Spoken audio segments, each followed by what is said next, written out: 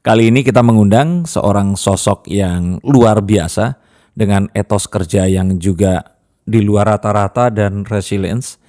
Ini adalah seseorang yang memiliki pengikut atau followers di Instagram account hingga 1,2 juta. Sebagai perbandingan saya punya belum nyampe 100.000. Jadi ini setara dengan artis papan atas. Dia adalah seorang pengusaha dan memiliki banyak bisnis usaha, seorang ibu rumah tangga juga. Ini adalah Fitri Salhuteru. Selamat datang di Mata dan Telinga, the tool to feed your soul.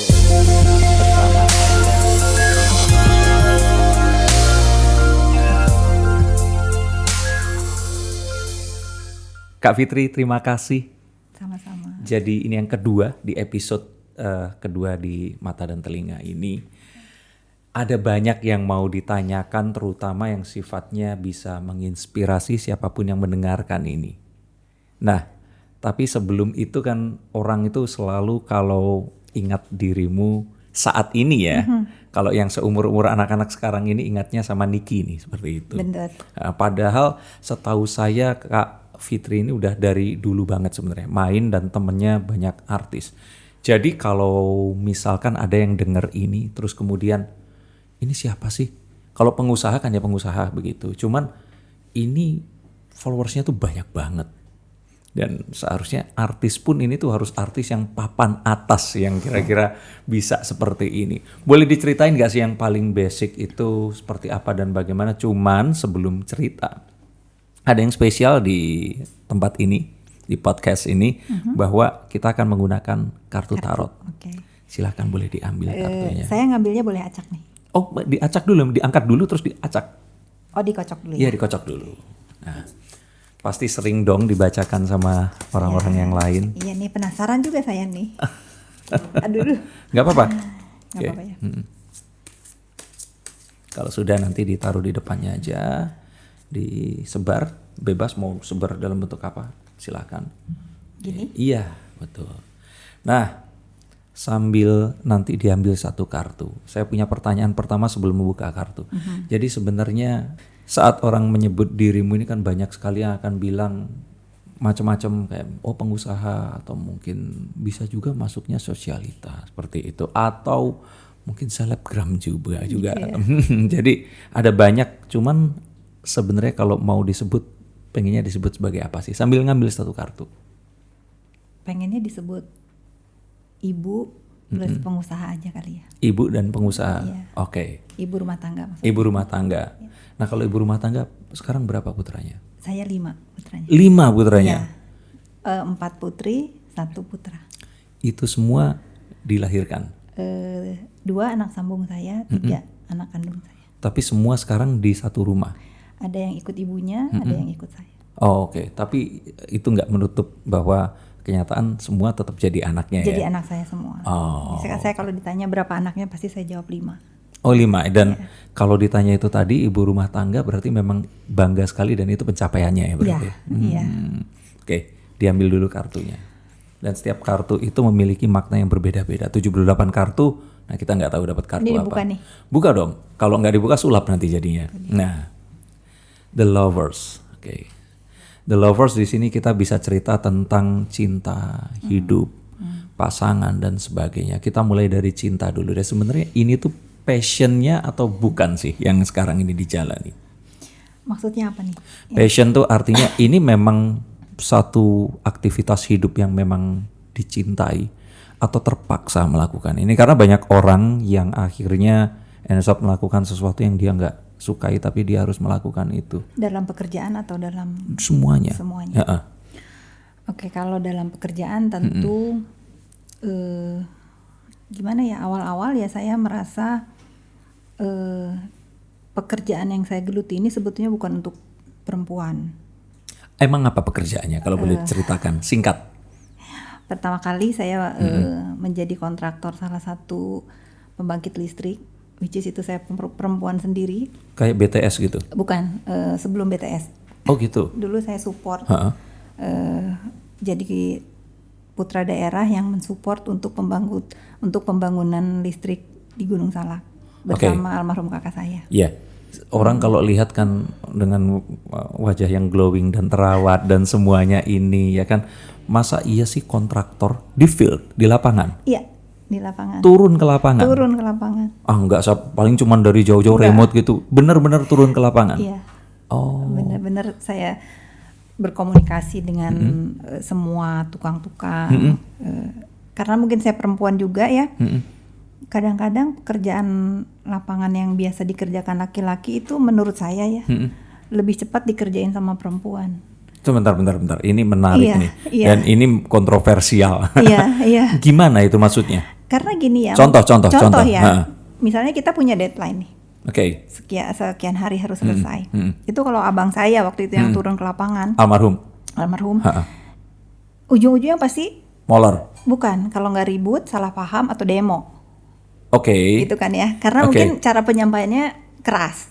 Oh. Gitu. Tapi kalau udah gitu saya yang turun, saya ajak aja mereka nongkrong di tempat pekerjaan. Kadang-kadang kan ada saya bikinin gubuk-gubuk gitu karena kan di gunung ya.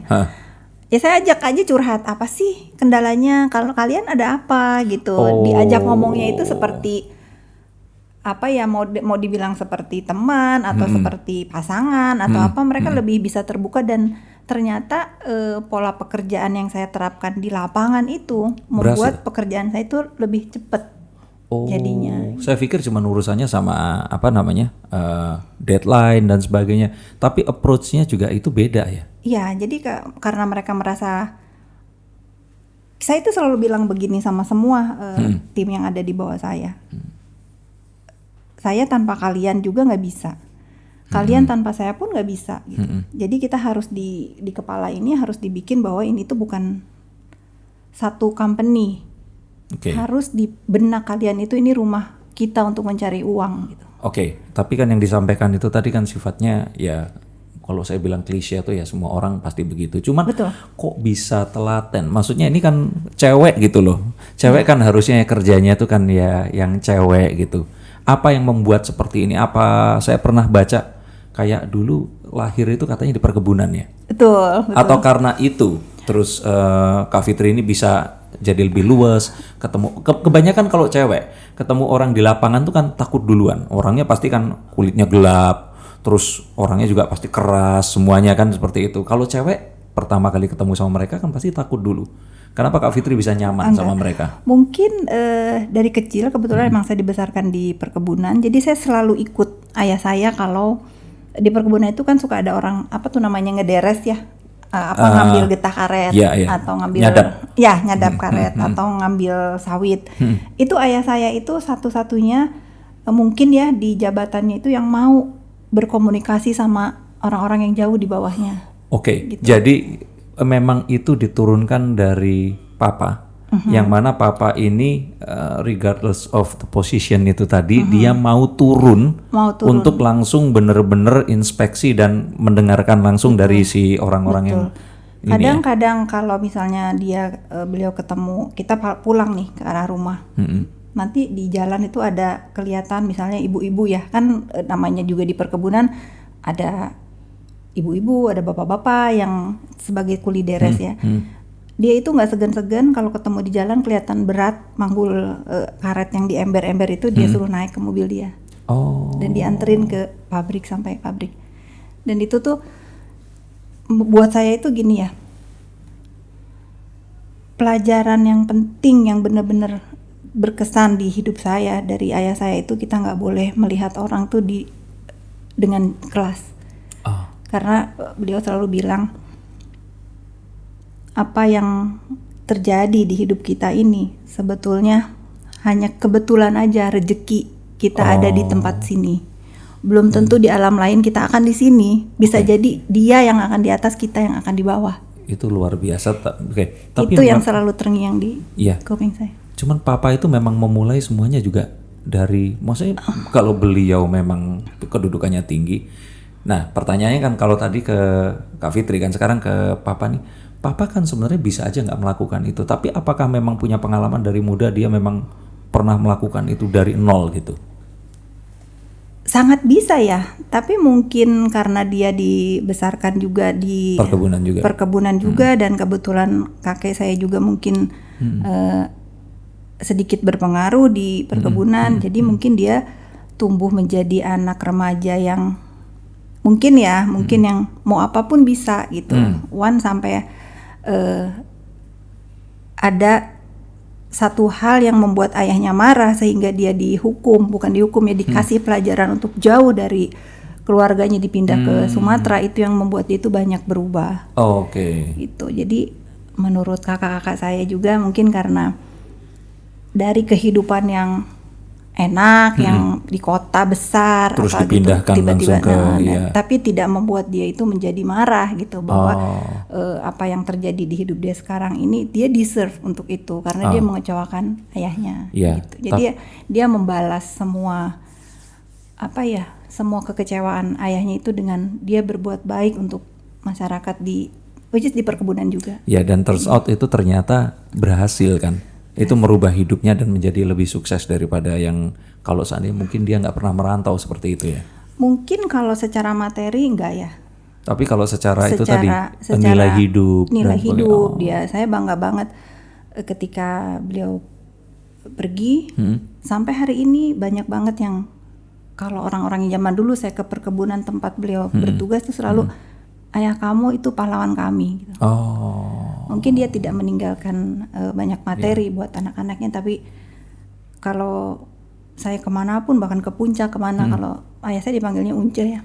Kalau tahu itu saya anaknya Unce, selalu yang orang-orang tua zaman dulu, ayah kamu baik banget. Itu udah lebih segalanya buat saya. Dan itu termasuk kayak kompasnya ya. Jadi idolanya dan memang semuanya nilainya itu dari situ. Oke, nah berbicara tentang ayah, nah saya sekarang bicara tentang ayahnya anakmu. Nah tadi kan cerita kalau ada sambung dan sebagainya, berarti sekarang ini pernikahan yang kedua.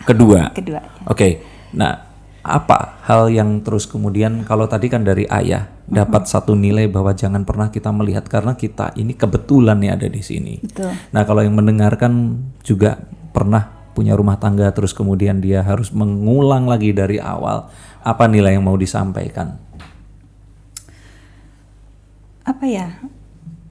Terutama untuk remaja putri kali ya, yang ingin memulai rumah tangga misalnya, ya harus dipikirkan, jangan dilihat bahwa kita mencari pasangan itu untuk ini kita cocok gitu ya. Itu klise sih menurut saya. Memang kita harus siap dulu menerima kekurangan dan kejelekan dan keburukannya dulu yang harus kita terima. Once kita udah bisa nerima itu, insya Allah ya jalannya baik. Dan satu lagi, jadi perempuan setinggi-tingginya kita berkarir apapun, kita harus tahu diri. Tahu dirinya gimana? Tahu dirinya kita tetap harus nomor 1 di rumah. Kegagalan rumah tangga saya yang pertama karena ketidaktahuan diri saya sih. Saya harus akui itu. Memang fokus di karir atau?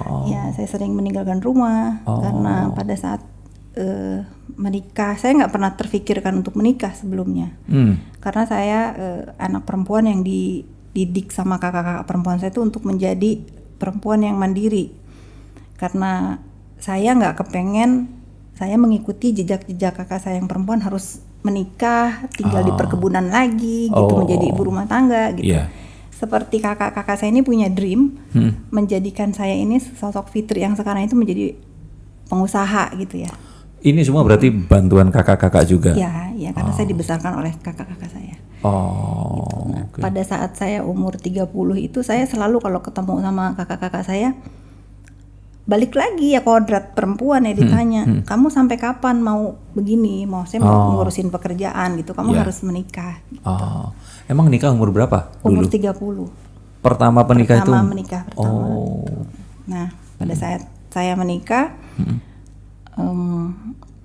saya nggak terlalu berpikir panjang ya untuk menjadi ibu rumah tangga itu harus begini gitu ya. Yang saya tahu saya harus punya suami biar keluarga saya senang, saya punya keturunan gitu kan. Iya betul. Itu aja sebetulnya simpelnya. Karena begitu saya ketemu dengan suami saya yang pertama, satu-satunya yang bikin saya itu oke, ini pasangan hidup saya adalah saya melihat sebelumnya saya punya pacar tidak seiman. Itu lama, saya pacaran dengan mantan saya itu lama banget, tapi saya berjanji ke kakak-kakak saya akan menikah dengan yang seiman gitu. Don't worry gitu kan ya. Iya, Karena iya. semua orang tua pasti dreamnya itu kan. Iya. Walaupun saya juga nggak terlalu mempermasalahkan.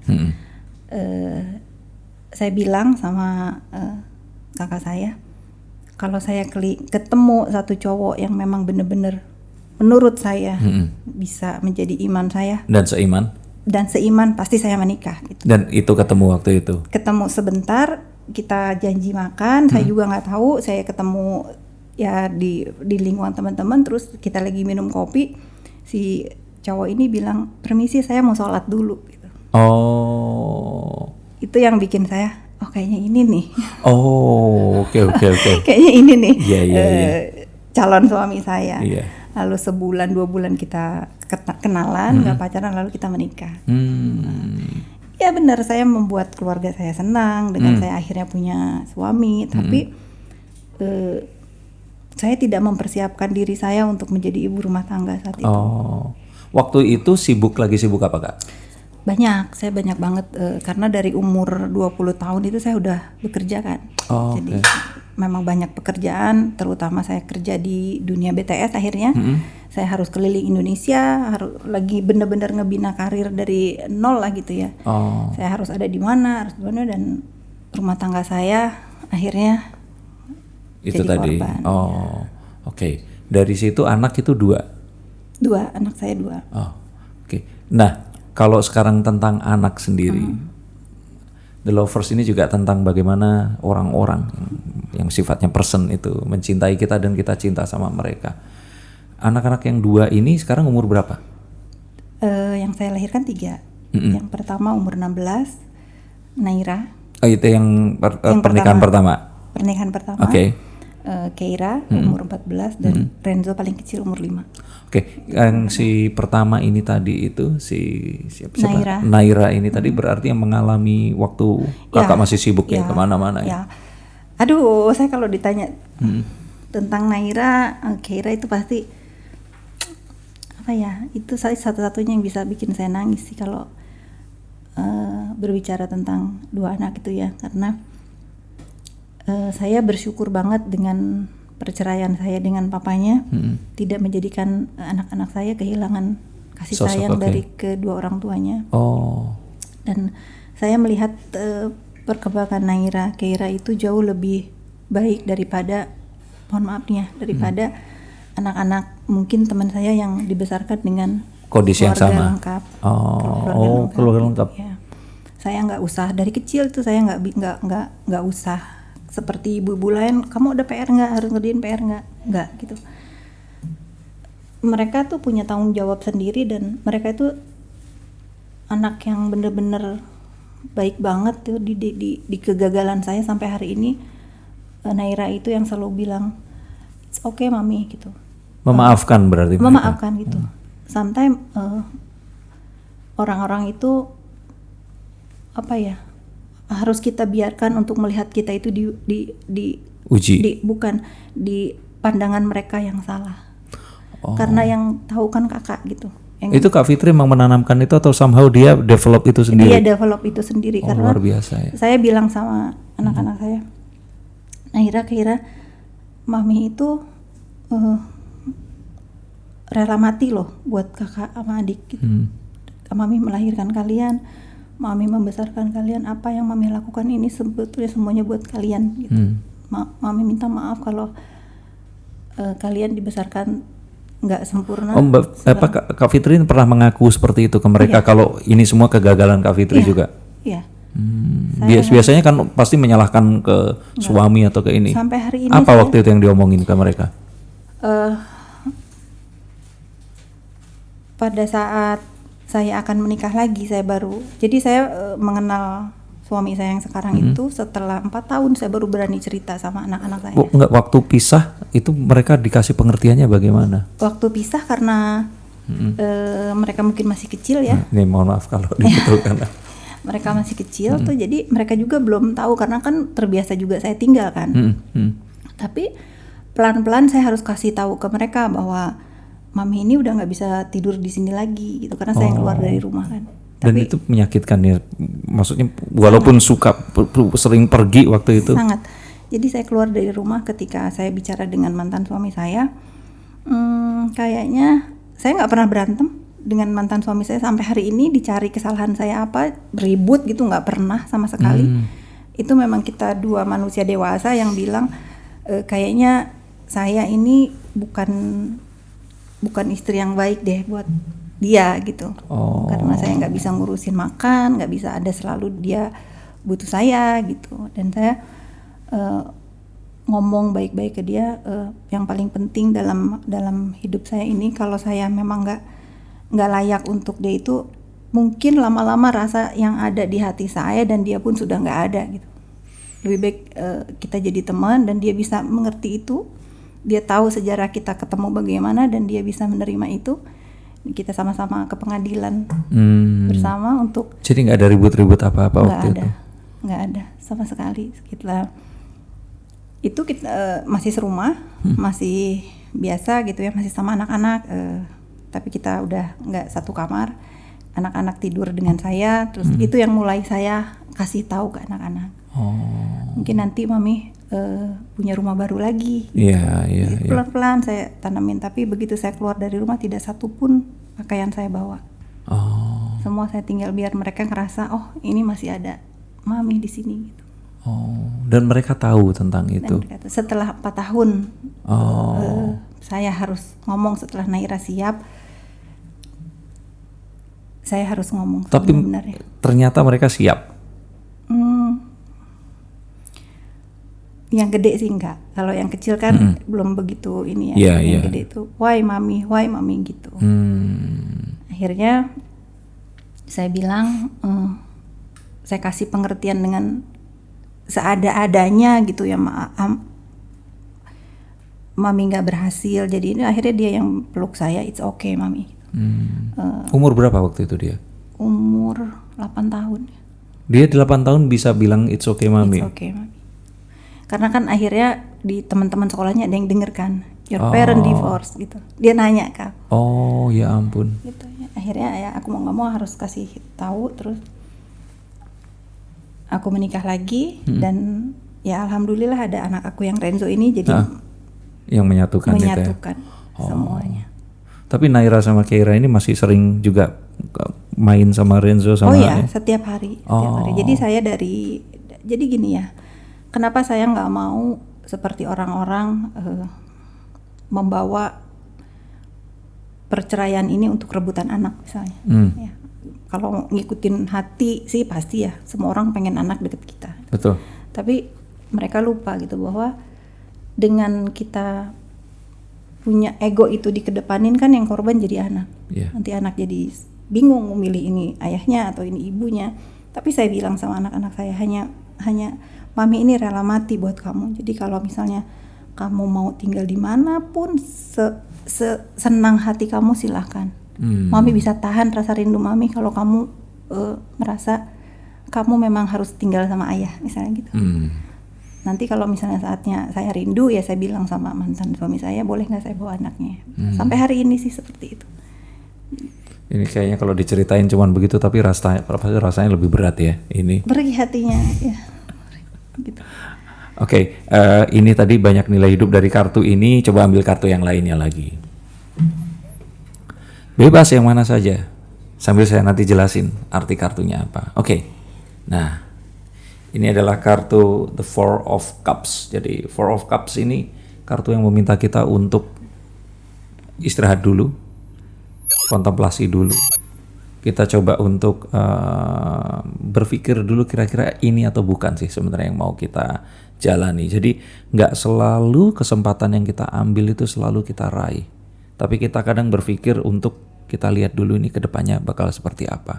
Nah, pernah nggak sih dalam hidup Kak Fitri ini kayak jalannya ini kecepatan gitu loh. Dengan semua pekerjaan, semua aktivitas yang dilakukan. Terus sampai di titik dimana, yang ku cari ini apa sih sebenarnya? Sering. Nah kalau seperti itu apa yang biasanya akan dilakukan? Ini saya lagi ngalamin. Sekarang ini lagi pinter ya kartunya. Saya lagi ngalamin banget karena di pandemi ini tuh kan saya lebih banyak di rumah kan, lebih banyak sama keluarga. Ternyata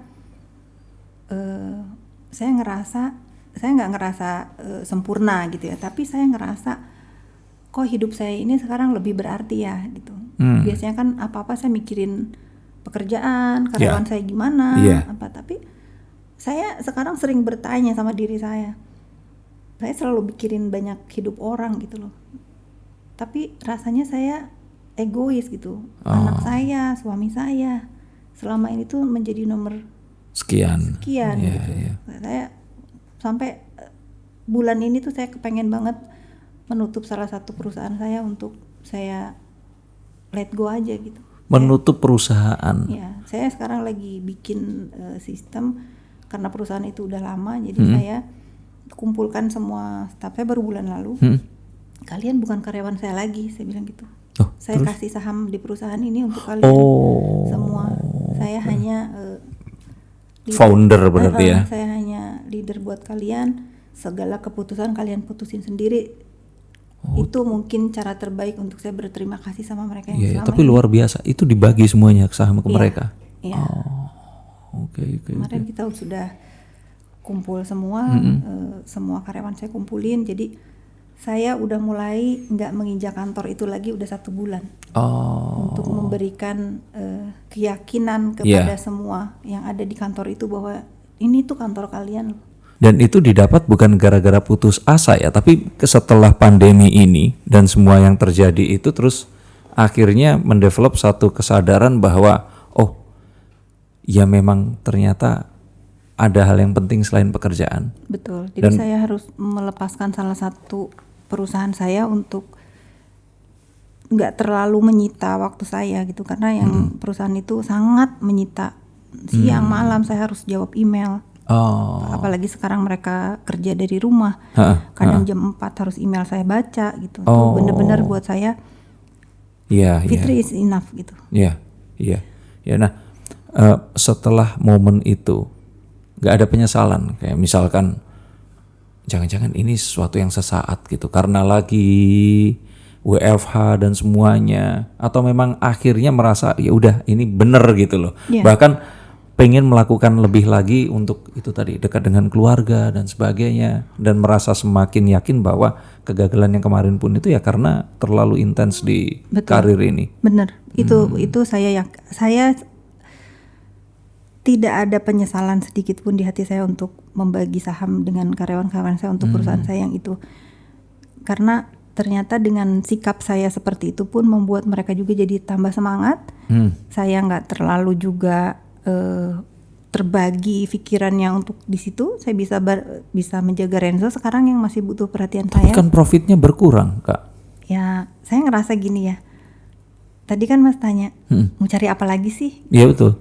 Gitu kan. Saya ngerasa, apalagi saya kan di keluarga udah ditinggal 3 keluarga saya kan. Oh iya, dari kakak yang ada yang meninggal itu. Gitu. Jangan terlalu serakah lah. Iya. Atau mungkin memang itu yang harus dilakukan untuk membeli waktu itu tadi. Betul. Saya ngerasa Allah begitu baik banget dengan saya. Saya seorang anak perempuan yang dibesarkan di perkebunan, jauh dari kehidupan gemerlap, bisa sejauh ini, bisa tidak bergantung hidup dari siapapun, dari remaja. Sekarang umur saya udah 45, 46 jalan. Saya rasa saya cukup lah. Luar biasa. Untuk ini, ya. Jadi kartunya ini tadi tentang mensyukuri yang sekarang ini kita miliki. Betul. Dan ya tadi kata-katanya bagus, nggak terlalu serakah karena ya memang mau cari apa lagi. Oke. Kartu berikutnya. Free, bebas, yang mana saja.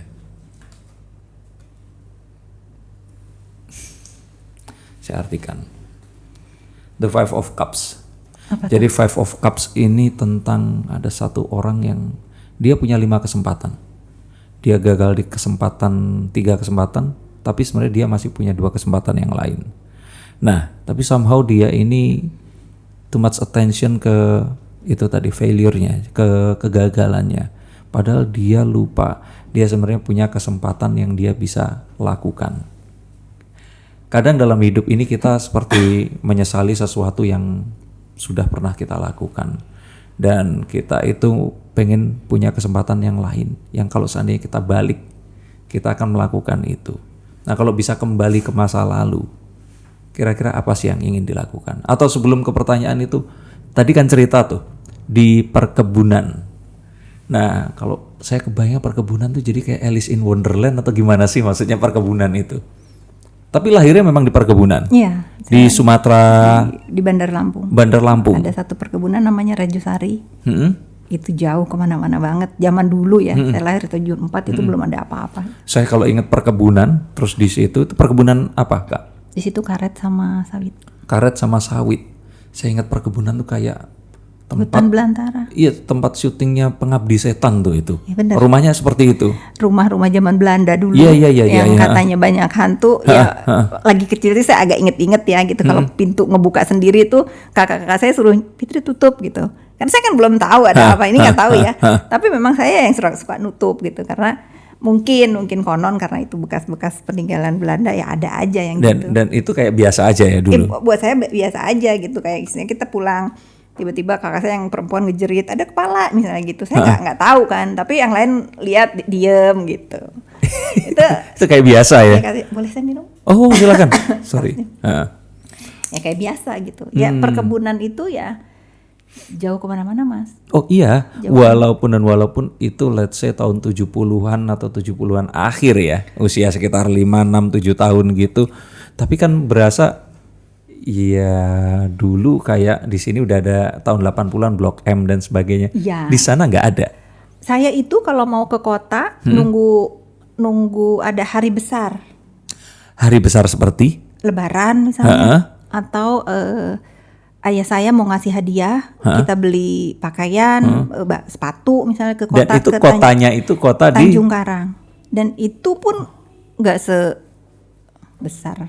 Iya. Dan itu momen-momen seperti itu tuh yang benar-benar kami nantikan kapan ya kita diajak main ke kota gitu.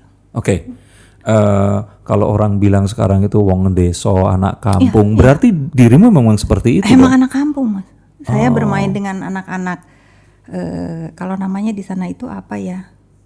Kerani gitu ya, misalnya main permainan kampung. Iya. Karena untuk di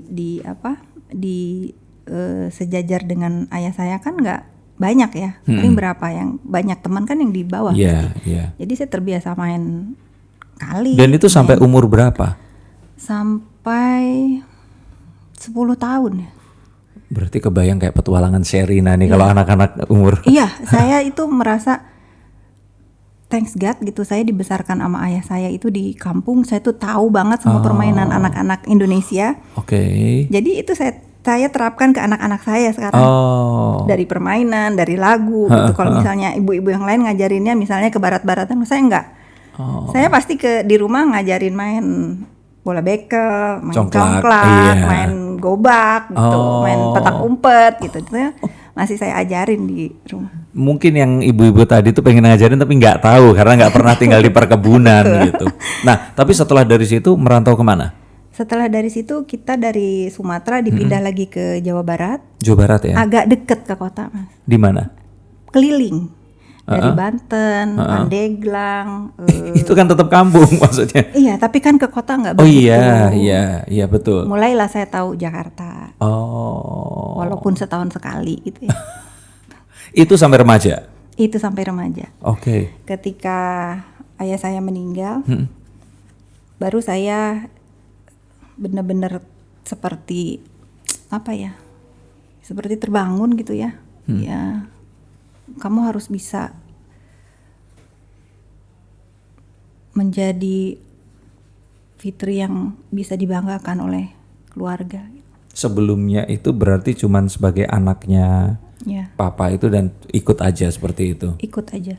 Saya nggak tahu, saya nggak terfikirkan untuk ditinggal orang tua saya ya. Ketika saya memutuskan, bingung kan, saya mau tinggal sama siapa? Kakak saya ada 4.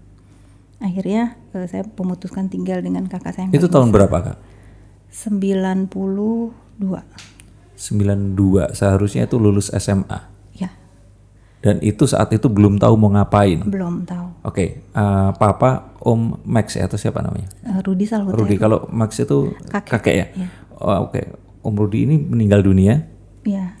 Dan kakak nggak tahu mau ikut siapa. Ya, akhirnya saya pikirin, akhirnya saya putusin ikut kakak saya yang paling besar dan itu balik lagi ke Lampung.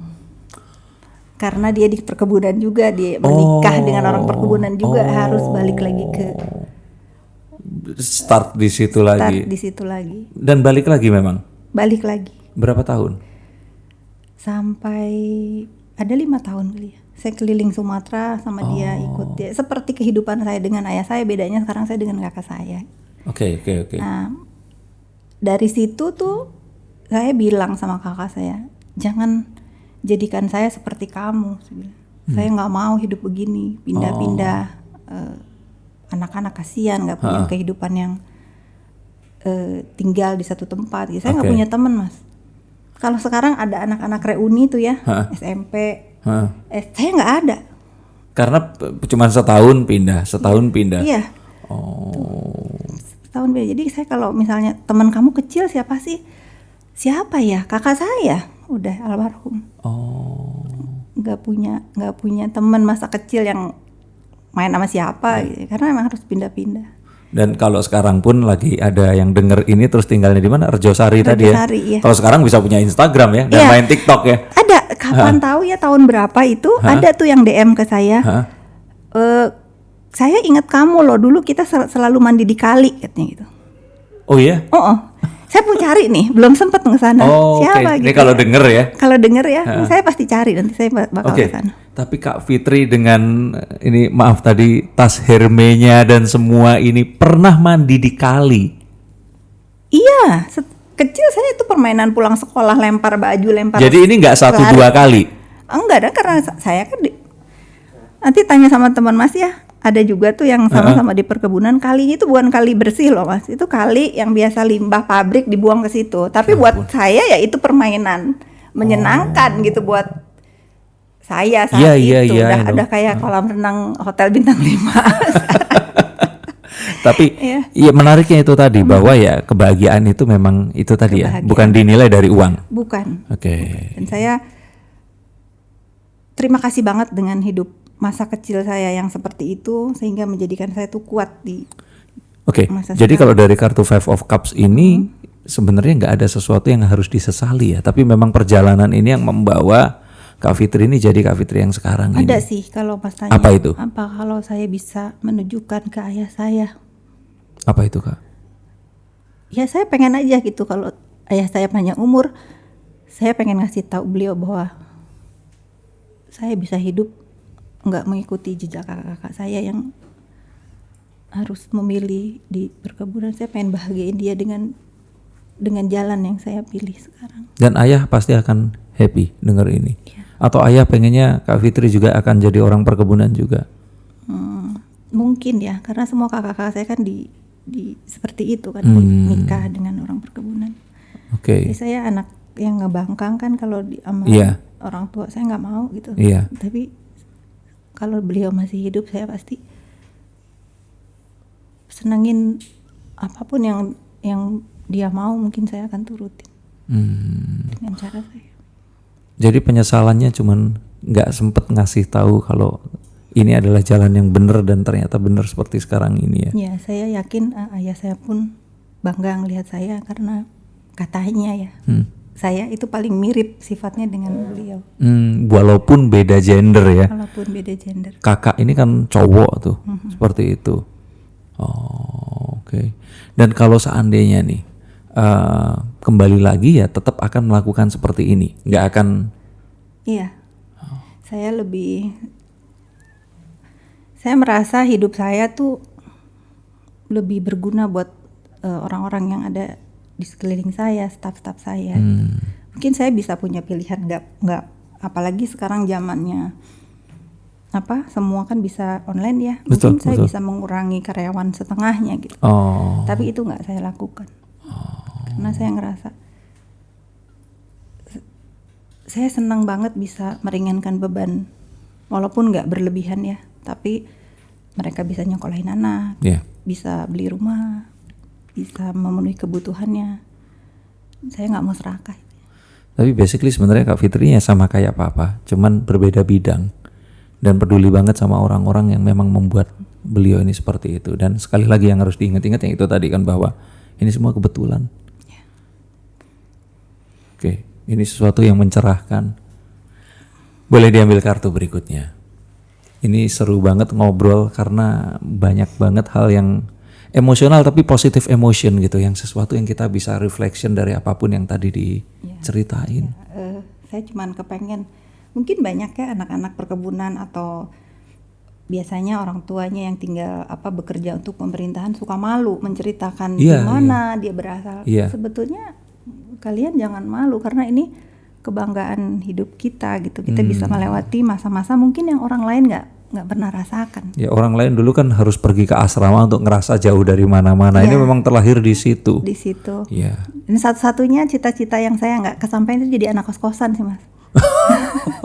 Karena nggak usah gitu, udah jauh. Iya, bener-bener. Ini dia, buka ya. Buka. Oke. The Ace of Cups. Kalau boleh saya bilang harapan ke depan ini apa yang jadi harapan terbesar? Tapi jangan tentang suami dan anak. Tapi harapan tuh kayak harapan yang lebih ke sesuatu yang punya cita-cita lah. Yang kalau itu sudah tercapai kayak ya udahlah, saya udah siap untuk jadi tua. Terus apapun itu. Yang belum tercapai apa harapannya? Kalau secara materi sih saya ngerasa lebih dari apa yang saya bayangkan sekarang. Tapi kalau misalnya ya Mas ya, saya itu selalu diskusi dengan keluarga saya. Kita itu hidup nggak ada yang panjang loh umurnya. Di keturunan saya ya, opa saya, kakak-kakak saya. Emang umur sampai berapa Kak? 50-an kan, 50. Oke. Karena kalau bicara sama mereka, kita nggak tahu kapan kita dipanggil. Oke. Kan kalau ngelihat dari silsilah seperti itu. Saya cuman harapan saya apapun yang pernah saya kerjakan, lakukan itu bisa bermanfaat walaupun nanti saya nggak ada. Buat siapapun. Oke. Dan termasuk tadi makanya kenapa kok membagi saham itu tadi karena itu juga ya. Mudah-mudahan mereka bisa mempertahankan apa yang saya kasih. Oke. Dan ini juga berkaitan dengan memulai sesuatu dengan satu doa dan harapan. Dengan semua yang dikerjakan dan kayaknya usahanya kan banyak banget ini. Apa sih yang menjadi harapan utama pertama kali saat mau establish sesuatu, memulai sesuatu, establish satu brand atau sedang memulai sesuatu itu apa bensinnya? Ya, sebetulnya kelemahan saya itu saya itu nggak pernah bisa berhenti berpikir, Mas.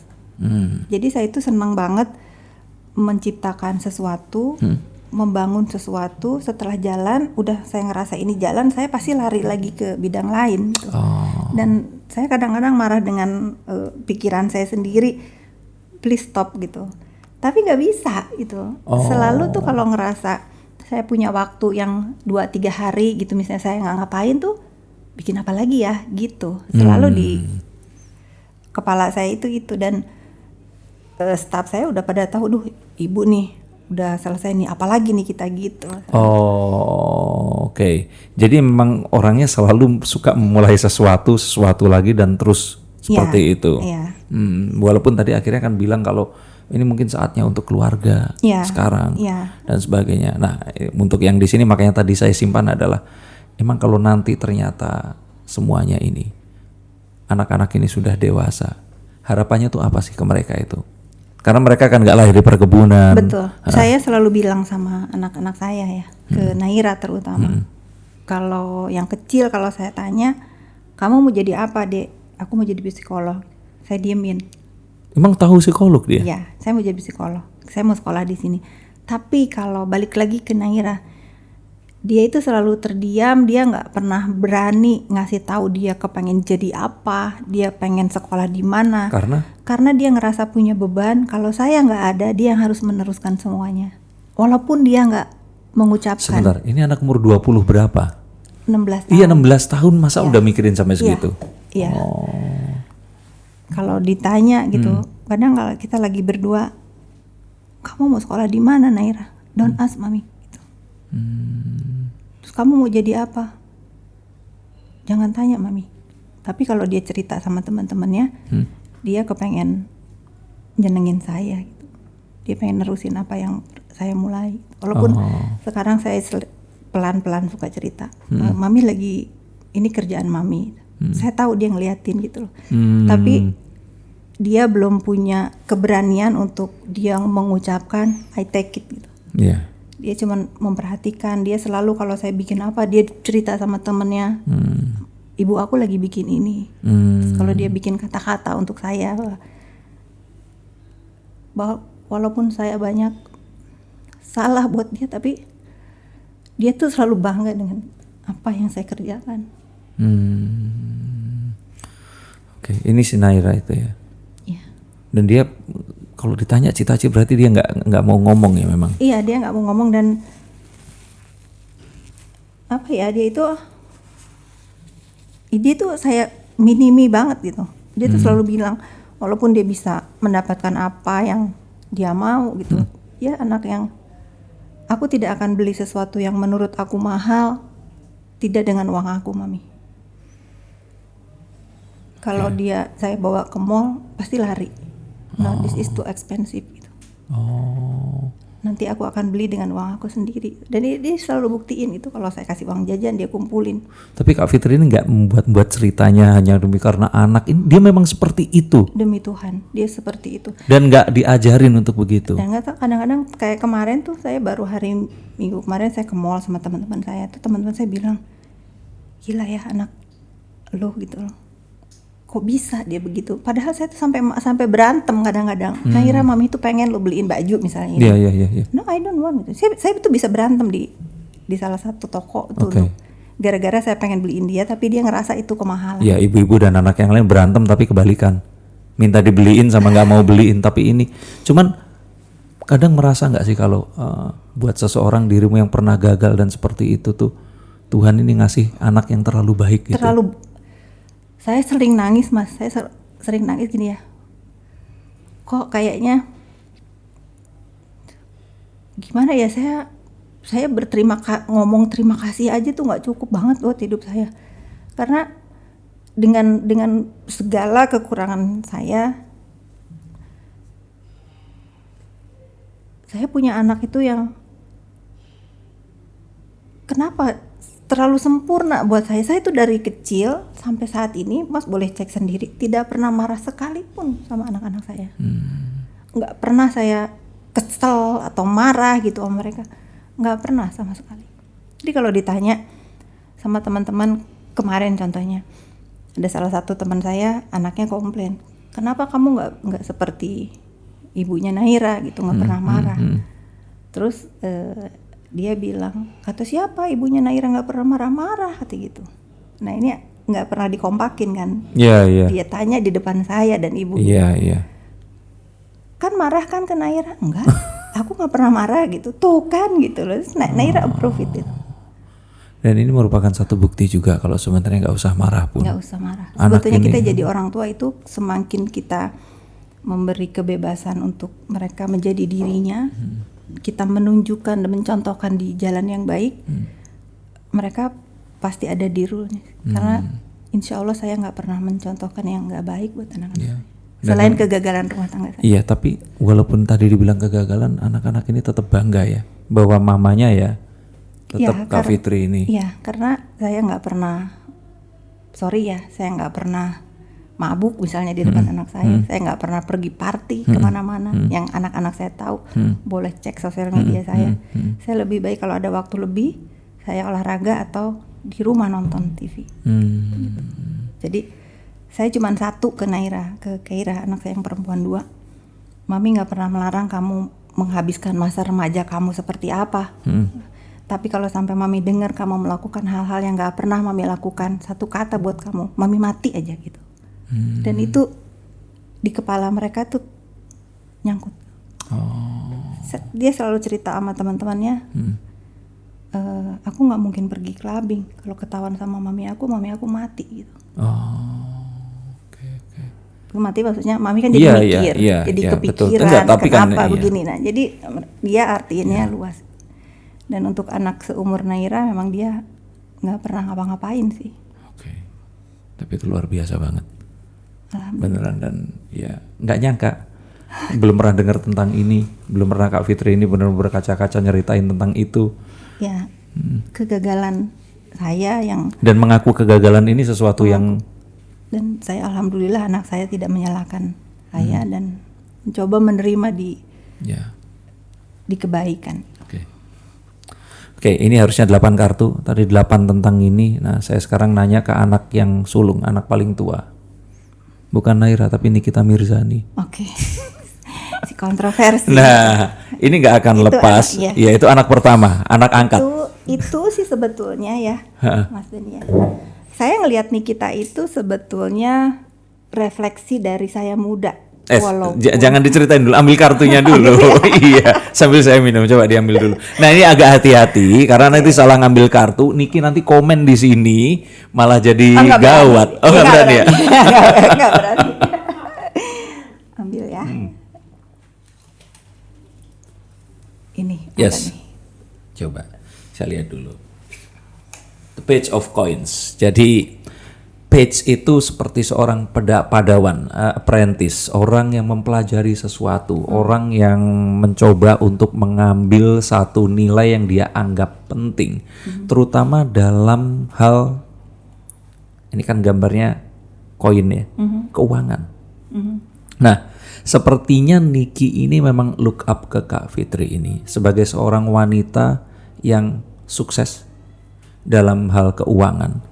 Tapi juga mungkin ya karena sebagai sesama ibu ya, dia ini bisa tahu bahwa nggak lupa sama keluarga. Dan seperti kita tahu kan Niki ini akan nekat dalam semuanya, tapi dia ini kalau untuk urusan anak dia tetap nomor satu. Dan dia akan tetap jadi ibu. Betul. Bahkan saya kalau follow di Instagramnya dia itu, dia pasti akan tetap foto bareng anak dan sebagainya, itu ditunjukin gitu. Walaupun dia mau nunjukin seseksi apa dan sebagainya. Nah, tadi saya menarik tuh kalau kita bilang dan mengikuti ini kan seseorang yang memang kayak berusaha mengikuti jejak langkah The Page of Coins ini. Dan kartu ini artinya di seluruh dunia akan sama loh, Kak. Jadi arti kartu ini adalah itu. Diminta untuk kita itu mengikuti satu jejak langkah seseorang yang bisa memandu kita. Nah, somehow ini tuh kejadian, dan nanti kan dikasih tahu kalau versi berbeda di zaman yang berbeda, betul ya. Nah, kenapa, atau gini, ceritain dulu awalnya tuh gimana sih? Kalau dulu kan saya tahu misalkan Kak Fitri ini kan temenan juga sama KD ya, sama zaman-zaman ya 90-an itu, dan memang angkatannya itu. Kok bisa sampai sekarang nyebrang ke, kalau saya bilang ya, ke artis yang sekarang, selebriti yang sekarang, dan kok kebetulan ini yang paling kontroversial? Sebetulnya alasannya banyak ya. Awalnya dulu, ketemunya dulu gimana dulu? Awalnya itu saya kenal Nikita itu udah lama pasti. Semua tahu dia. Dan semua kalau ngedenger nama Niki pasti aduh gitu kan. Kenalnya waktu masih punya tato atau? Iya. Tapi saya kenal juga waktu masih ada tatonya. Iya, tapi menjadi dekat itu saat dia berhijab. Oh ya, kala itu ya. Saat dia berhijab itu jadi ketemu di mana, Kak? Seperti biasa, jadi saya sama teman-teman saya yang sudah berhijab, mereka tuh mau bikin clothing line. Oh, oke. Tentang hijab. Yes. Terus saya bilang sama mereka, kalau kamu mau bikin clothing line, kamu harus gandeng Nikita. SBA gitu ya. Ya, zaman itu. Akhirnya saya itu kalau mau kerja sama orang kan harus ditemenin dulu kan. Iya. Harus tahu ini anak bener nggak. Ya sama kayak waktu bangun BTS kan, atau itu harus deket sama si. Iya. Terus gitu. Jadi saya janjian sama Niki makan siang gitu. Kesan pertama yang saya tangkap dari itu begitu dia kenal salaman sama saya, dia cium tangan. Itu udah poin buat saya kan. Oh, ini anak sopan gitu. Udah saya ini dalam hati, terus Niki mau nggak begini gitu. Ya Kak, boleh Kak gitu. Nurut gitu. Kedua ketemu masih saya ajak ngomong. Ketiga dia baru curhat tentang masalahnya yang dengan sampai dia di penjara kemarin kan. Terus saya bilang kok ini anak kasihan ya. Gitu. Kasihan banget loh. Maksudnya akhirnya saya tahu Nikita di sosial media dengan Nikita di Real life ya, itu udah berbeda. beda banget gitu. Dia kemana-mana bawa Aska masih kecil kan. Iya. Bawa Aska, akhirnya saya juga bawa Jojo kalau main itu selalu Buat bareng temenin, sama mereka. Terus saya dengerin itu. Sampai saya itu di kepala saya begini, ini anak baik, tetapi karena seluruh masyarakat Indonesia yang hates, yang benci sama dia, selalu membuat dia selalu salah, sehingga ini anak jadi begini gitu kan. Nggak ada yang mau bela, nggak ada yang bela, yang nggak ada yang ngasih, nggak ada yang mau ngomong, nggak ada yang berani ngomong bahwa lu itu nggak salah seluruhnya loh. Tapi sebelum ketemu Kak Fitri kan termasuk orang-orang yang termasuk orang-orang Niki, takut. iya, maksudnya takut, termasuk kan kayak apa ya, orang kalau lihat dia tuh kan liar gitu, nggak takut. Iya, betul. ngeri itu. gitu ya. Makanya peribahasa orang tua itu tak kenal maka tak sayang itu bener loh. Itu bener banget gitu. Itu Apa terjadi. yang dirasakan waktu Niki pertama kali curhat? Ya ini anak banyak yang jahat sama dia. Tapi nggak ada ketakutan buat nih, bohong nih curhatnya. Oh enggak, kan saya juga cross check kan. Iya. Sekelilingnya. Atau nih, mohon maaf nih, Kak Fitri kan pengusaha sukses, punya banyak duit. Nih artis biasalah cari duit dari seperti itu, sengaja datang dan untuk cari keuntungan, mencari simpati. Kan ada kemungkinan begitu. Enggak, saya enggak pernah berpikir itu ya ke Niki. Yang saya mau saat itu memang saya mau membantu teman saya untuk menjadikan dia brand ambassador. Cuman memang akhirnya tahu bahwa apa yang diceritain Niki itu real ya, tulus real. ya. Okay. Dia memang dasarnya anaknya baik kalau di dunia nyata. Dari situ mulai kita jadi dekat, terus akhirnya kegamangan dia mulai terjadi di hijabnya itu kan. Terus akhirnya saya tahu nih anak bakal lepas. Karena tiba-tiba kan banyak yang ngehujat gitu orang-orang. Jadi apa yang dia lakukan itu sebetulnya serba salah kan. Tapi saya bukan orang yang mengamini untuk dia lepas hijab, itu kan pilihan dia kan? Ya kalau kamu lepas, kamu tahu resikonya apa. Dia cuma jawab ke aku mau berbuat apapun, aku tuh nggak pernah akan bener di pembenci yang benci sama aku Kak gitu. Tapi minimal aku nggak apa tuh waktu itu nggak bohong sama diri sendiri. Kerdus ya, aku dibilang kerdus sebetulnya. Kerudung dusta gitu. Ya lakuin apa yang kamu lakuin, kamu tahu resikonya apa gitu. Oke, kalau misalnya Niki mau nurut sama aku, Niki nurut gitu. Nah dia janji sama aku nggak akan ngebangkang sama kakak, aku nurut gitu. Dari situ aku mulai arahin dari tempat tinggal, pekerjaan dia, mana yang oke, mana yang enggak gitu. Bikin bisnis kecil-kecilan sampai sekarang. Oke, nah tapi sebelum Niki ini sebenarnya ada beberapa yang lain yang temen ya, dan sempat juga dikasih saran dan sebagainya. Cuman karena ada apa? Kalau kakak bilang apa? Takut atau gengsi atau apa sih? Mungkin dari beberapa teman-teman aku yang pernah juga aku aku berbagi ilmu lah gitu sama mereka, bahwa menurut aku ya sekali lagi dari dunia entertain ini nggak ada yang abadi. Sorry ya kalau salah. Nggak ada yang abadi gitu. Terus aku kepengen banget pada saat mereka namanya lagi bagus itu bikin sesuatu gitu. Mungkin ini karena aku ngelihatnya dari dunia pengusaha ya. Tapi itu tidak pernah dilihat dari sisi entertainnya buat mereka. Mereka ngerasa enggak lah, gue udah gini capek lah kalau mikir gitu. Betul, karena mereka living the moment ya, mereka mikir misalkan nyanyi dapat duit berapa, atau acting dapat duit berapa, dan itu yang dilihat mereka gitu.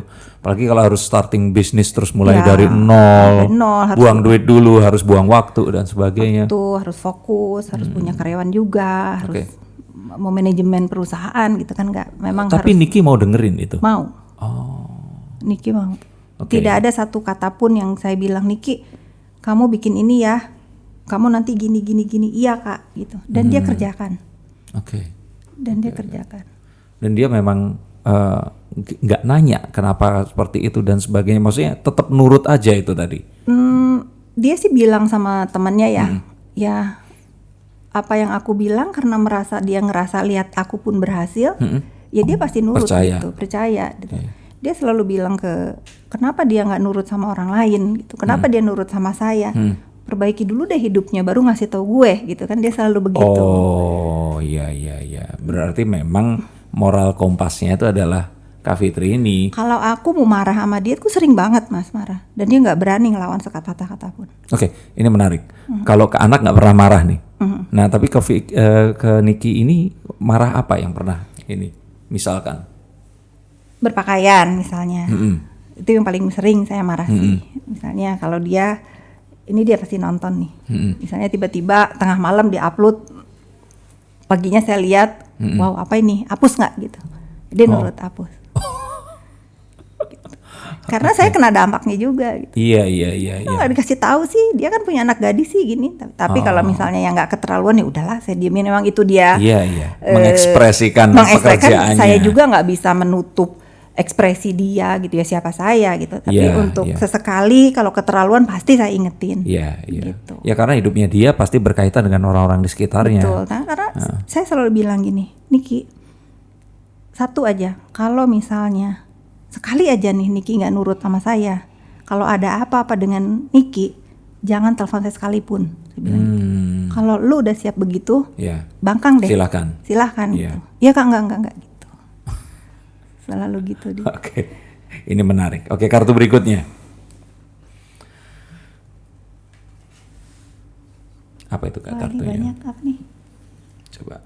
Seven of Cups. Jadi Seven of Cups itu tentang satu orang yang dia ini melihat sesuatu. Dia ini melihat ada banyak hal yang positif, tapi juga yang negatif.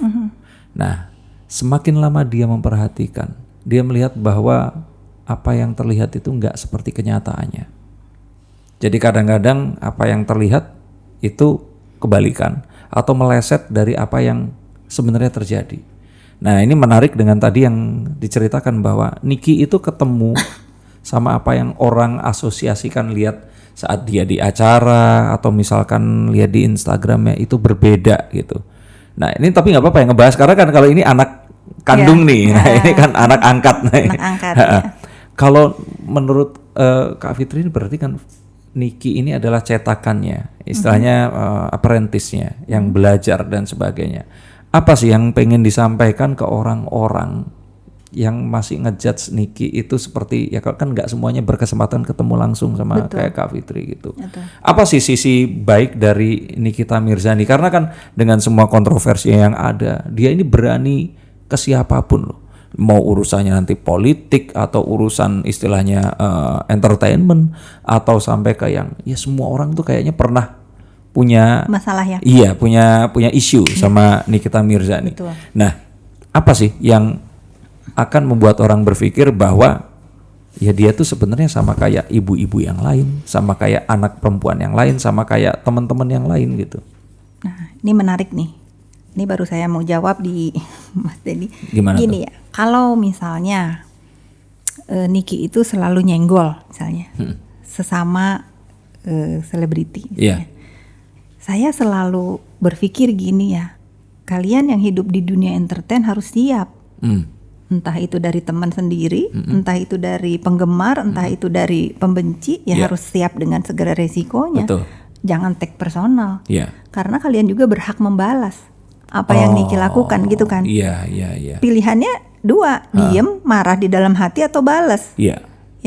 Tapi setahu aku kalau memang yang benar-benar Niki nggak berhenti itu ribut sama siapapun, selalu dia dimulai. Tetapi kalau dia cuman karena ngelihat si A kelihatannya agak aneh ya dia asal jeplak aja ngomong, tapi that's it. Udah. Tapi kalau yang dia sampai nggak berhenti, pasti ada sesuatu yang bikin dia marah. Gitu. Dan itu saya selalu tekanin ke teman-teman saya semua. Jangan pernah ribut sama Niki karena saya nggak akan tahu membela siapa. Iya. Nggak, jangan. Saya mungkin ngasih tahu bisa. Tapi saya nggak bakal bisa nyuruh dia berhenti.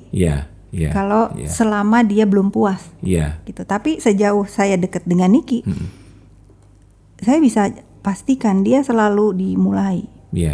Tapi akhir-akhir ini kan udah enggak kan? Iya, betul. Karena saya kepengen lihat, saya ngomong sama Niki ya, Nik, kan pelan-pelan Niki ini mau jadi saat di muka umumnya Nikita pengusaha, di keduanya Nikita sebagai selebriti. Tentu harus dijaga sikap, ucapan, cara berpakaian Iya. gitu. Itu untuk Niki nanti gitu. Ya kurang-kurangin lah kalau misalnya yang nggak penting-penting banget gitu Iya. diajak ribut gitu ya. Iya. Ya kalau Mas lihat kan sekarang udah jarang kan. Betul. Dia mau diusik siapapun kalau saya bilang, aduh Nik sampah gitu. Kalau saya udah ngomong sampah aja satu dia diem. Karena kalau dia lawan nanti saya bilang, oh lu sama dia Iya. gitu. Iya. Kalau saya udah ngomong sampah terus dia ikut-ikutan misalnya membalas atau apa ya saya nggak mau lo main sama kamu gitu. Iya. Jadi yang penting aja nih kalau misalnya memang satu saya mendiamkan Niki untuk marah sama orang kalau udah berhubungan dengan anak. Oke.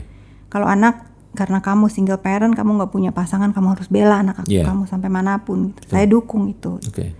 Tapi kalau karena ribut masalah kata-kataan gitu dulu lah. Ini mau arah kemana gitu kalau itu harus diladeni terus. Iya capek buang energi.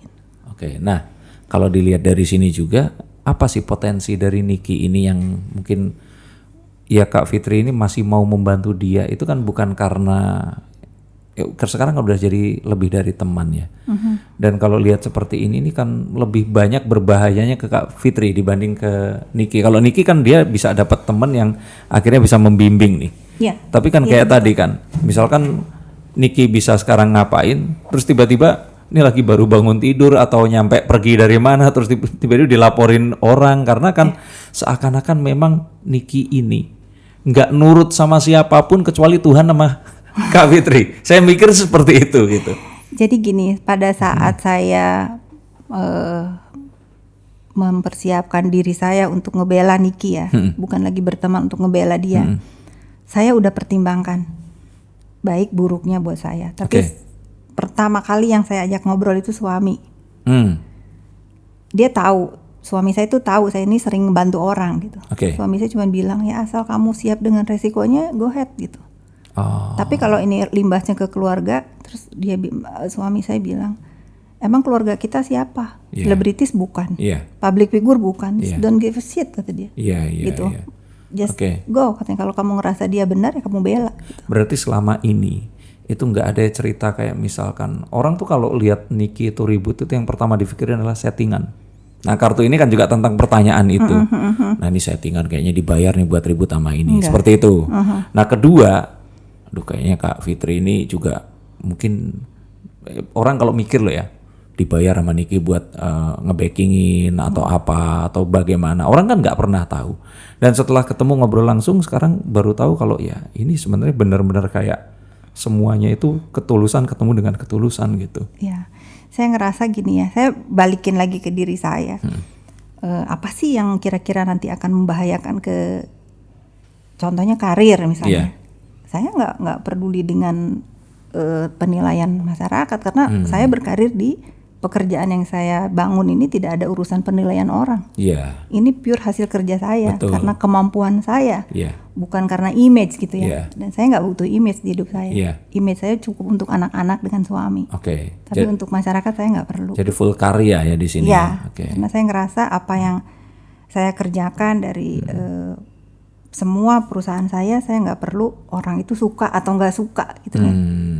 Saya bukan public figure, saya nggak ngerasa siapa-siapa gitu. Walaupun dengan 1,2 juta pengikut itu ya sekarang ini ya. Ya itu alhamdulillah, mudah-mudahan sebetulnya saya bikin sosial media itu untuk kepengen gitu apa ya be real gitu.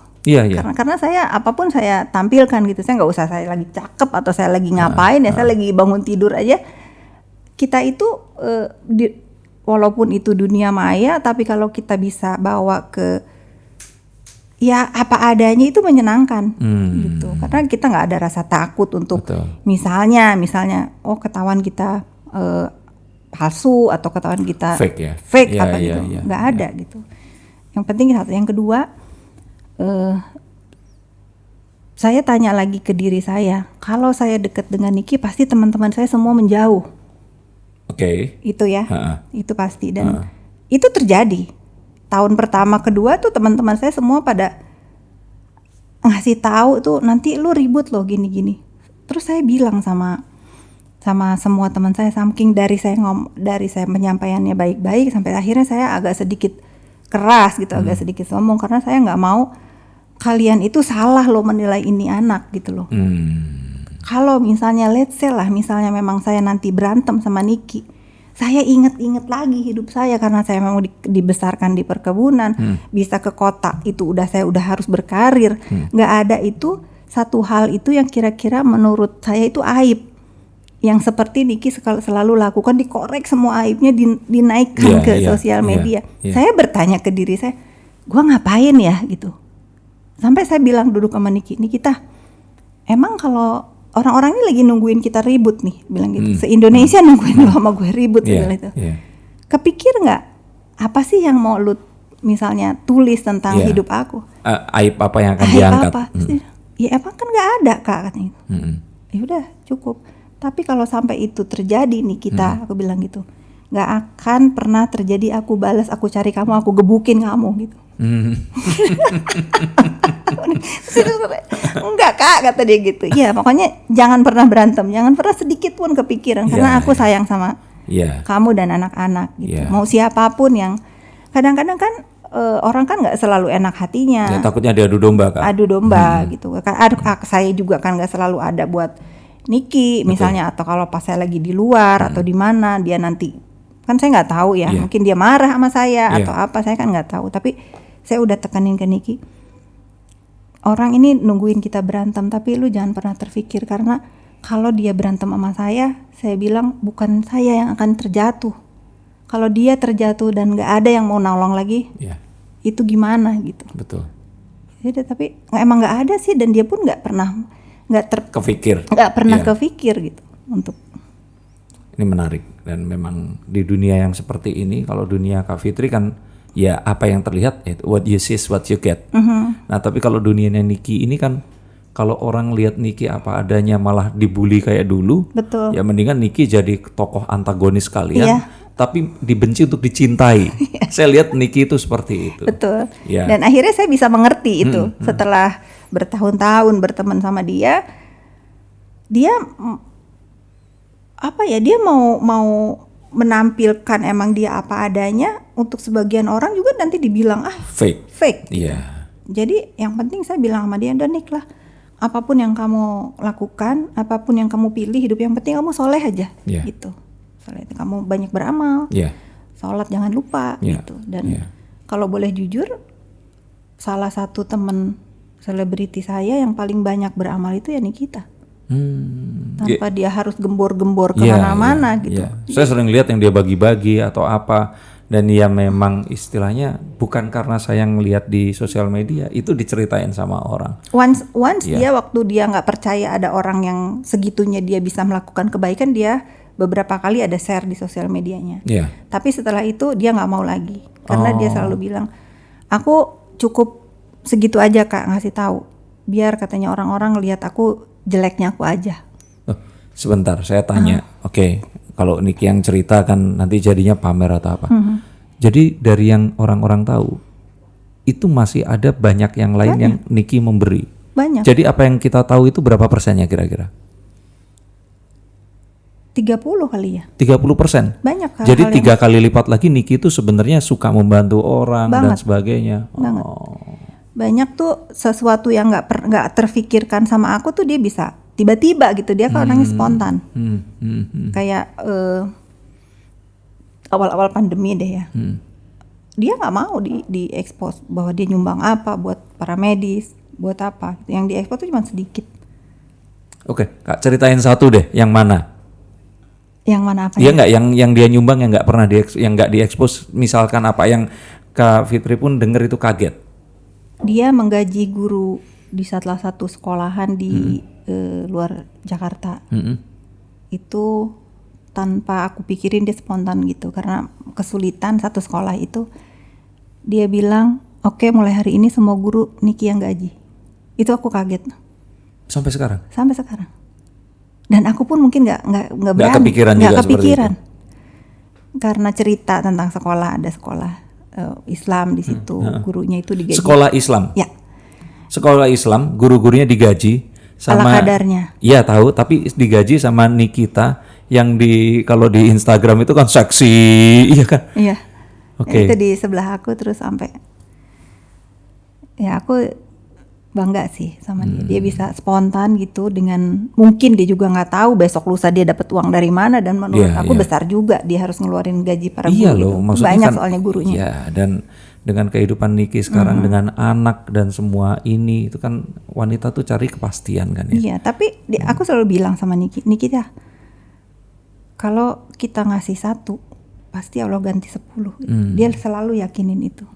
Dan iya sih, berkah terus kan. Mau orang bilang apa, mau apa, dia kerjaan tetap lancar, usaha yang dibangun juga lancar. Karena keyakinan jangan pelit gitu aja. Benar, ini menarik banget. Oke, kartu ke-7. Kayaknya aku mau ngambil paling ujung. Boleh, itu biasanya paling di penasaran orang. Apa nih? Coba nih. Oke. The Devil. Nah, Devil ini adalah sifat-sifat kita ini kan, manusia itu mencoba untuk mengikuti sifat Tuhan.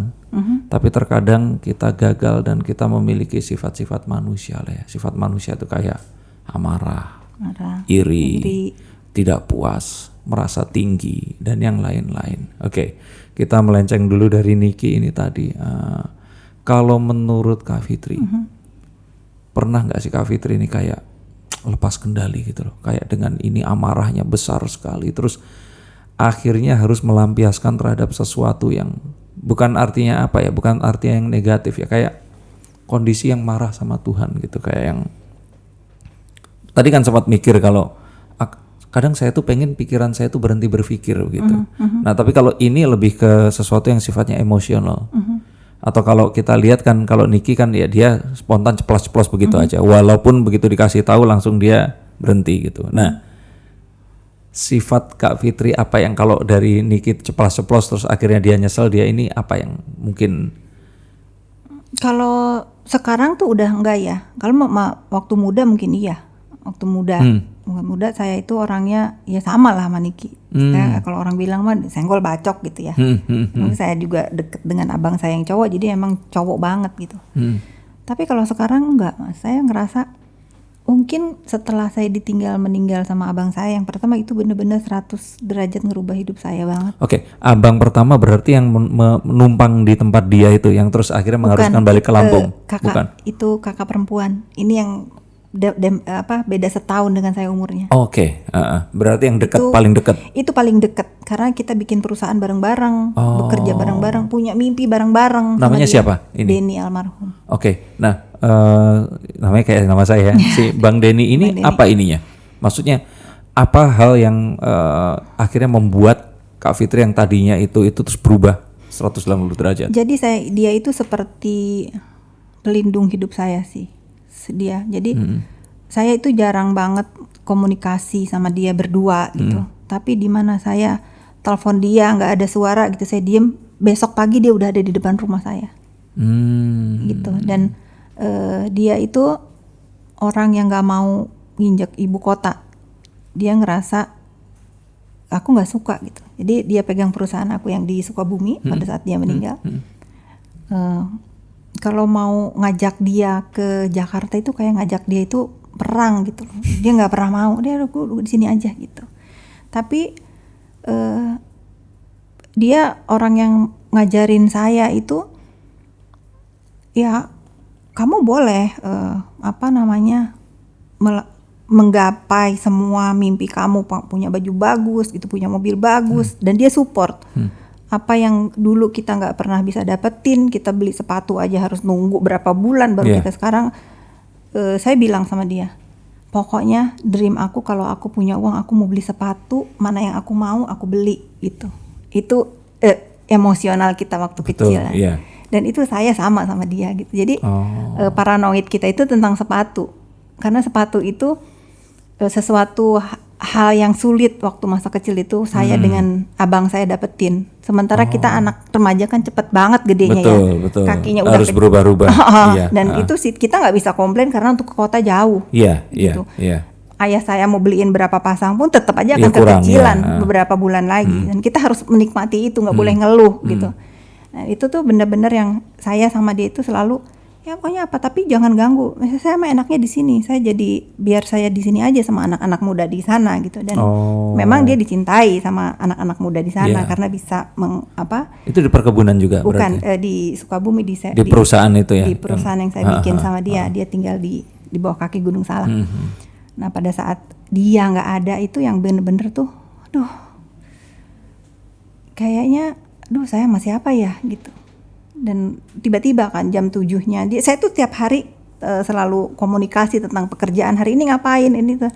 Hari itu tuh saya udah kebangun jam 7 pagi itu saya mau telepon dia, saya tidur lagi nggak telepon. Mungkin kalau saya telepon tuh saya bisa ngomong terakhir sama dia. Hari itu dia pergi berburu, sorenya saya dikabarin dia udah nggak ada. Itu kan sakit hati banget. Emang kalau seandainya nelpon, apa sih yang mau diomongin waktu itu? Mungkin berantem ya, berantem tentang kerjaan pasti. Tapi at least saya ngedenger suara terakhir dia gitu. Saya sayang banget sama dia. Iya. Tapi dia tahu kalau kakak ini memang orang yang paling sayang itu. Dia tahu, dia kadang ngeluh sama kakak-kakak saya yang lain. Kenapa ya Fitri itu sama saya itu marah melulu katanya. Terus kakak saya bilang, ya tapi dia sayang sih sama gue gitu. Selalu gitu. Dan dia tuh nggak pernah yang bilang kalau saya minta tolong apa. Gak pernah seumur hidup saya dari kecil sampai dia meninggal itu bilang enggak. Dia bisa ninggalin istrinya tuh untuk misalnya tolongin ini dong. Dia datang. Saya nggak pernah bilang enggak gitu. Nggak pernah. Dari waktu dia tiba-tiba nggak ada, itu tuh yang bener-bener ngerubah saya. Jauh banget deh, saya nggak pernah marah-marah lagi sama orang. Saya lebih sayang sama tim-tim saya gitu. Lebih lagi mikirin hidup mereka gitu. Karena saya tahu begitu dia nggak ada, yang mengantar ke pemakaman itu saya nggak tahu dari mana, banyak banget. Gitu. Dan itu yang merubah ya, yang tadinya benar-benar emosional, orang yang memang ya udah apapun dikerjakan, jadi memang lebih itu tadi mikirin masa depan ini seperti apa. Terus berpikir juga kalau umur kita nih ternyata nggak panjang. Iya, kalau kita banyak yang benci. Banyak yang marah sama kita, doanya apa buat itu? Nggak yang ngantar ke kuburan siapa? Saya setelah dia nggak lama lagi kakak saya yang di atas dia lagi minum kopi juga. Tiba-tiba pergi. Itu apa, jantung atau? Mungkin jantung. Kalau kakak saya yang ngurus saya merasa ya saya udah banyak menemani dia karena cancer kan. Hari-hari terakhir dia saya banyak menyemangati sampai saya lihat. Kalau itu saya ikutin gitu ya. Jadi Allah itu maha baik ya. Jadi kita nggak tahu kita akan meninggalkan dunia ini dengan cara apa. Bisa kita lagi ketawa kita nggak ada, atau kita bisa diuji saat kita sakit. Tapi at least saya kepengen nggak ada lagi yang benci sama saya. Dan kakak kan sudah melalui semua itu, sudah dapat kesempatan punya anak yang luar biasa, kakak yang luar biasa, papa yang luar biasa juga. Jadi saya ngerasa kalau sekarang kenapa saya bela lagi Niki ya, saya ngerasa hidup saya lebih bermanfaat buat dia. Di segala kontroversinya tentunya Dan saya nggak mungkin bela dia kalau dia juga 100% salah. Karena saya akan kena dosanya juga. Betul. Dan saya lihat memang sebenarnya satu sih, Niki ini keuntungan terbesarnya bukan karena ketemu dengan seseorang yang financially strong gitu, secara finansial kuat, tapi apa yang diberikan ini melebihi nilai uang berapapun. Karena Niki pun ini perlu sosok ya seperti Kak Fitri itu untuk jagain gitu. Saya nggak kebayang kalau orang-orang terus berbuat jahat, terutama mantan-mantannya ya. Apa mereka nggak berpikir gitu, apa yang Niki lakukan ini untuk membahagiakan anak-anaknya.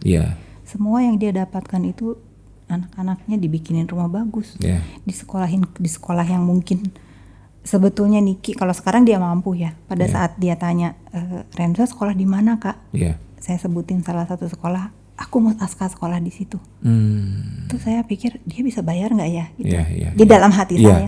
Tapi itu lagi Allah punya kekuasaan kan ya. Masuk aja di sekolah situ sampai sekarang dia memberikan yang terbaik buat anaknya gitu. Kalau dia dimasalahin, apalagi dia dipidanakan gitu untuk urusan anak itu saya marah sih. Karena saya saksinya bahwa dia melakukan yang terbaik. Dia melakukan yang terbaik buat anaknya. Dan Niki pengen anaknya ini nggak kayak dia waktu masih kecil dulu mungkin? Ya sebetulnya Niki disayang sama ayahnya kan. Dia menjadi kehilangan arah tuh setelah ayahnya meninggal kan. Nah, Ibunya Iya, meninggal, iya, lalu ayahnya menikah lagi, yang dia menjadi iya, Niki yang kontroversi itu setelah ayahnya menikah lagi kalau Iya. cerita dia. Dan aku tanya teman-temannya emang iya gitu. Karena kalau lihat dari background dia kan dia pernah sekolah di Gontor. Jadi itu betul. kan ketat banget. Iya, iya. Kan kalau orang kan nggak ngelihat di Prosesnya dulu. prosesnya gitu. Yang dilihat Kenapa yang sih sekarang. dia bisa begini? Betul. Kenapa dia bisa pemarah gitu? Iya. Satu sih jangan senggol dia. Iya. Dan kalaupun mungkin kita atau Kak Fitri ditempatkan kehidupan Niki, belum tentu kita Aku bisa nggak sebaik tahu. dia juga. Aku nggak kuat deh. Atau mungkin kita udah mati sekarang. Aku nggak kuat kadang. Tapi ya sekarang itu aku sama Niki itu udah bisa ngeliat ya kalau ada orang yang ngehujat dia di Instagram itu udah ketawa. Kayak kemarin nih ketemu, kakak lihat deh, ini aku dikata-katain gitu. Ngakak dia ketawa. Lucu ya cara dia ngomong. Kalau Niki yang dulu mungkin udah panas dia balas. Dibalas. Meskipun ini orang nggak berguna dibalas sama dia. Dibalas sama dia. Tapi kemarin itu lihat deh Kak cara dia ngomong. Iya ya lucu ya gitu. Ya, kayak kita udah bisa menikmati ngetawain itu orang-orang yang ngehujat dia. Iya, iya, iya. Kartu terakhir. Oke. Bismillahirrahmanirrahim. Waduh. Kok waduh? Bulan. Oke, enggak. Apa? Bulan ini sebenarnya bagus. Oke. The Moon ini adalah kartu yang cewek banget. Kartu yang menunjukkan bagaimana seorang wanita ini selalu di dalam pilihan. Bukan ketidakpastian, tapi lebih ke yang misalkan nih ada satu kasus di mana seorang ibu anaknya masuk penjara dengan alasan apapun itu. Kalau seorang bapak, dia akan bisa terus kemudian bilang, oke, dia bukan anak gue lagi. Tapi kalau ibu, apapun yang terjadi, itu tetap anakku. Jadi ibu ini selalu mengalami, wanita itu selalu mengalami dualisme di dalam dirinya. Betul. Love and not to love, live atau stay, semuanya itu ada di dalam hidup. Dan ini kayak sesuatu yang selalu menyeimbangkan, karena kartu bulan ini di bawah naungan Venus. Kalau the sun itu Merkurius, itu cowok banget. Sesuatu tuh kayak apa adanya kalau the sun. Cowok itu seperti itu, tapi kalau wanita ini kayak ya itu tadi, kalau kita ketemu cewek kan ditanya, kamu lapar? Enggak. Padahal lapar. Kamu sedih? Enggak kok. Padahal dia sedih, seperti itu. Nah, ini kartu terakhir. Dalam hidup ini, pernah nggak sih harus menahan sesuatu yang cukup besar sehingga terkadang kita ini, atau sekarang mungkin terkadang kita itu nggak bisa ngomong. Jadi akhirnya kita harus menjalani ini sendiri, harus silently terus jalanin, harus pura-pura bahagia, harus pura-pura ya ini demi agar orang lain happy atau siapapun. Ya itu tadi yang aku bilang Mas. Anak sih, lagi-lagi anak. Aku tuh harus berbagi waktu. Mungkin aku dapat jatah yang paling sedikit tidur dengan anak aku dibanding ayahnya. Tapi hanya ibu kan yang bisa berkorban apapun buat anaknya. Aku bisa benar tuh Mas bilang tadi, bisa pura-pura baik-baik aja. Aku nggak pernah nangis di depan anak aku saat aku rindu banget sama mereka. Tapi memang seminggu itu berapa hari? 3 hari. 3 hari. Dan 4 hari itu menahan kangen sama mereka. Walaupun deket ya rumahnya, bisa kita cetak. Tapi kan aku tuh deket banget sama anak-anak, bisa tidur sambil pelukan. Iya. Dan kalau itu bisa dibeli pakai uang, Kak Fitri pengen buat bisa lebih lama sama anak, atau meskipun sekarang kan ada yang paling kecil ini. Ya kalau aku bilang aku menyesal dengan perceraian, kan aku nggak adil buat yang kecil ya. Karena aku bersyukur juga ada Renzo sekarang di hidup aku. Ya kalau misalnya aku bisa bayar kebersamaan aku dengan anak aku pasti bayar. Tapi kan nggak gitu, dia kan butuh ayahnya juga. Betul. Dan ayahnya masih sendiri, itu yang aku bilang. Aku bisa nahan, bisa ngalah gitu untuk kebahagiaan anak-anak aku. Karena aku rela mati buat mereka. Tapi mereka tahu kan kalau mamanya ini. Tahu. Dan sekarang mereka mulai ngerti bahwa saatnya mereka pulang ke rumah ayahnya tuh sebetulnya mereka tahu aku sedih gitu loh. Tapi oke mami, besok kita ketemu lagi. Dan ini bukan tentang memilih ayah atau mamanya, tapi kan lebih karena ini wanita dan wanita gitu loh. Betul, karena aku dari kecil tuh nggak pernah. Ayahnya juga begitu, nggak pernah ngejelekin aku pun nggak pernah ngejelekin mereka, ngejelekin ayahnya. Jadi aku selalu bilang, mungkin karena itu rumah kecil mereka dibesarkan, aku yang keluar kan. Jadi aku ngerasa mereka lebih homey kalau di situ. Jadi aku yang ngalah.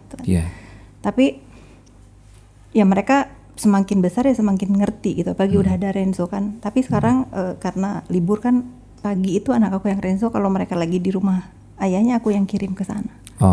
Jadi dia ngajarin sekolah, sore dia pulang kalau aku kerja tuh. Malah Renzo yang di sana biar deket sama kakak-kakaknya ini. Jadi aku ngerasa hidup aku ini sekarang dipermudah banget sama Allah Subhanahu wa Ta'ala, karena akhirnya aku bisa berdamai dengan semua hidup aku, dengan rumah tangga aku, dengan anak-anak sambung aku, semua deh. Aku ngerasa aku terima kasih banget dengan kehidupan yang aku jalanin sekarang.